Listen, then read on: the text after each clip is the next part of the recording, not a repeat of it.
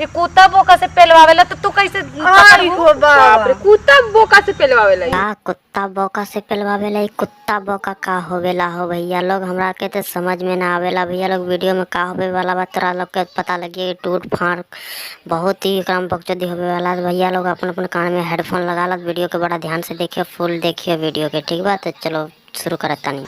इग्नी का खुद अपने कुत्ता से चटवाए मैडम जी हम बोका बतावतनी। से हमरा के बोका कुत्ता से चटवाएला कहती है सब। तोरी बहन के बूर में गर सापेला कुत्ता से चटवावा तारू रे। काहे दुनिया के मर्द मर गइल बा का? दुनिया में छोड़ारी नहीं खे का? बिल्लू के पास आ जाइए, बिल्लू अपने से चाटी है तोरा के।